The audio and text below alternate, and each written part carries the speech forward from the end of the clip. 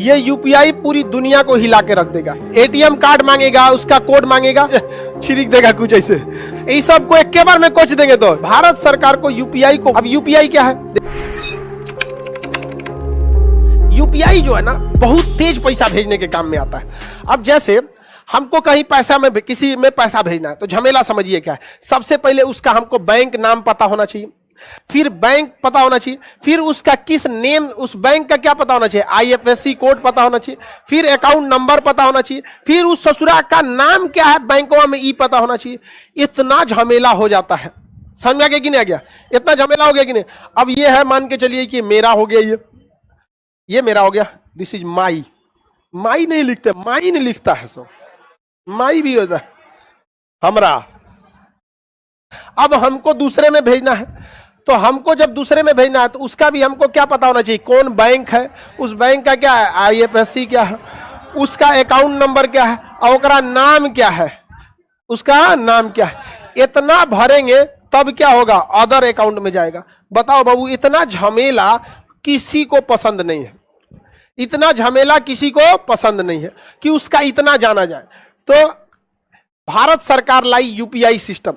UPI कहता है एक काम करो, ये आदमिया से कहता है, जैसे मान के चलिए आदमी बी है, ये आदमी ए है, इससे कहता है तुम अपना यूपीआई आईडी बना लो। तो कहेगा कैसे? कहा कुछ नहीं करना है, हाँ ये सब चीज वह हमको बता दो, ये सब चीज वह हमको बता दो, तो हम तुमको एगो यूपीआई कोड दे देंगे, अपना यूपीआई कोड दे देंगे।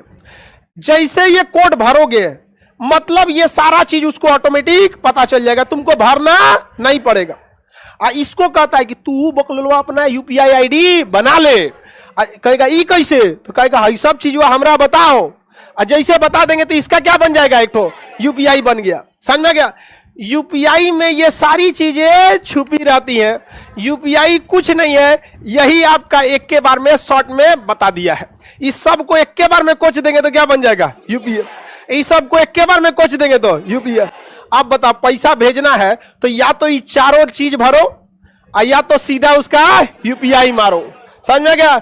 इस यूपीआई से इस यूपीआई में, नहीं तो पहले हमरा बैंक कौन है, हमरा आईएफएससी कौन है, हमरा अकाउंट नंबर, हमारा नाम, फॉर्म के दूसरे पन्ना में ओकर अकाउंट नंबर, उसका नाम, बहुत झमेला। इसमें क्या है, बस एक बार आपको क्या बनाना है, यूपीआई।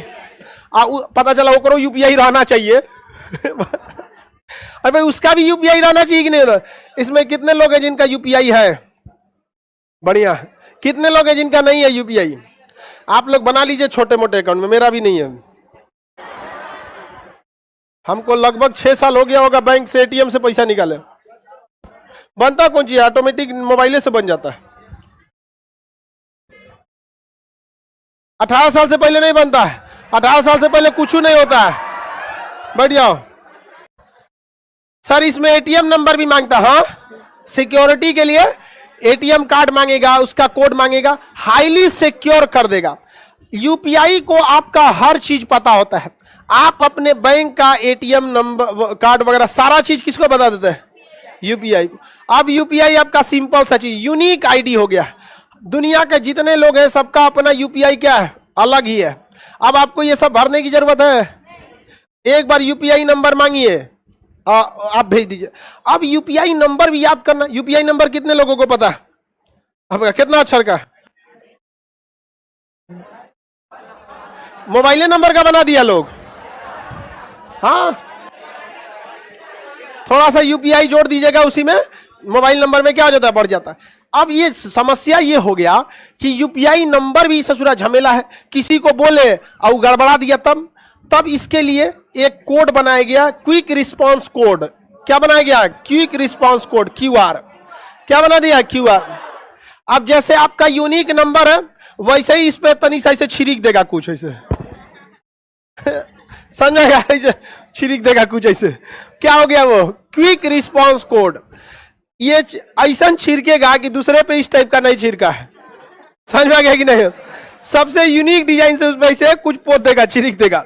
तो जिस तरह से यूपीआई एकदम यूनिक है, उसी तरह से ये जो क्यूआर है ऐसे ही यूनिक है। समझ में आ गया कि नहीं? तो ये क्या हो गया, क्यूआर कोड। आज देखिए एक नॉर्मल होटल वाला है, चाय बना रहा है, आगे क्या लगा दिया है, क्यूआर। देखिए बाबू, हाँ हाँ, कोई भी रख सकता है। अब कोई भीख मांगने वाला वो भी रख सकता है। रीजन क्या, अपना अकाउंट खुलवा दिया जनधन योजना में, और उस अकाउंट नंबर के थ्रू क्या बना लिया है, यूपीआई, और उसके हिसाब से क्या बना लिया है, क्यूआर। क्यूआर भी यूनिक, यूपीआई भी यूनिक। इसको भी पता है कि आपके बारे में ये सारी चीजें, और यूपीआई को भी पता है आपके बारे में सारी चीजें। अब आपको भरने की जरूरत है नहीं है, लेकिन ध्यान दीजिएगा, पता चला आप दुकान खोले, अब किसी चीज का बहुत ग्राहक आ रहे हैं, तो आपने क्या लगा दिया, क्यूआर कोड, खटाखट स्कैन हो रहा है, पैसा आ रहा है, कोनो बदल दिया क्यूआर कोड वे ले आके पता चला सब किस में चल जाएगा तो ध्यान दीजिएगा, क्यूआर आप ही का है ना। ये बहुत ही यूनिक चीज हो गई है। आज जितना भी ऑनलाइन ट्रांजैक्शन हो रहा है सब किसके दम पे, यूपीआई। पूरी दुनिया में भारत ऑनलाइन ट्रांजैक्शन में सबसे आगे चला गया। समझ में आ गया कि नहीं आ गया। जिस देश में 1995 में पहली बार इंटरनेट आया हो, कंप्यूटर चला हो, वह देश आज पूरी दुनिया में। लेकिन बात यह नहीं है, केएफसी पता ही नहीं चलता है ना, उसमें उसकी नेशनलिटी छुपी है ना कुछ छुपी है। अब भारत कुछ बोलेगा इंडियन नेशनल इंस्टीट्यूट, इस टाइप का हो जाएगा। तो अगर यूपीआई में देखिए इंडियन है, ये नहीं है इंडियन नहीं है, क्योंकि देखिए जब आप इंटरनेशनल लेवल पे जाते हैं तो बहुत सारे लोग आपके दोस्त होते हैं, बहुत सारे आपके दुश्मन भी होते हैं। तो अगर आपके नाम से आपकी आइडेंटिटी पता चल जाएगी तो दोस्तों का तो समर्थन वैसे भी मिलेगा, पता चलेगा, लेकिन दुश्मन छोड़ देगा।